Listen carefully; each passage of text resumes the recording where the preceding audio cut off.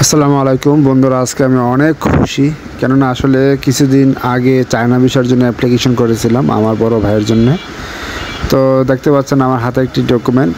এই ডকুমেন্টের ভিতরে হচ্ছে পাসপোর্ট এবং চায়না ভিসা, স্টিকার ভিসা। তো আসলে চায়না ভিসার জন্য কীভাবে অ্যাপ্লিকেশন করেছি, কি ডকুমেন্ট দিয়েছি, আমি করেছি আসলে চায়না ট্যুরিস্ট ভিসার জন্য অ্যাপ্লাই করেছিলাম।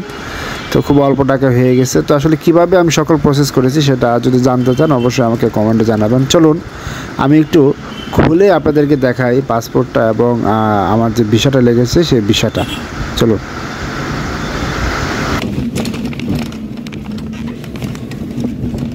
আসলে বন্ধুরা, আমি এতটাই খুশি যে আসলে রিক্সায় বসে ভিডিও শ্যুট করা শুরু করে দিয়েছি, যে কারণে খুব ভালোভাবে ভিডিও করতে পারি না বা আমি আপনাদেরকে ভালোভাবে দেখাতে পারতেছি না। এক হাতে মোবাইল এবং এক হাতে কী বলে এটাকে পাসপোর্ট ধরে রেখেছি এবং রিক্সা চলতেছে। আর রাস্তাঘাটের যে অবস্থা, অনেক ভাঙ্গা রাস্তা, যে কারণে ভালোভাবে আপনাদেরকে দেখাতেও পারতেছি না, যে কারণে আমি আন্তরিকভাবে দুঃখিত। তো বন্ধুরা, কারো যদি এই পাসপোর্ট রিলেটেড কোনো ভিসা রিলেটেড কোনো প্রশ্ন থেকে থাকে কমেন্টে জানাবেন। আমি পেয়েছি আসলে 2 বছরের মাল্টিপল ভিসা। আমি পেয়েছি 2 বছরের মাল্টিপল ভিসা। আপনি যে ভিসাই পান না কেন, আপনি কিন্তু চায়নাতে গিয়ে 30 দিনের বেশি থাকতে পারবেন না।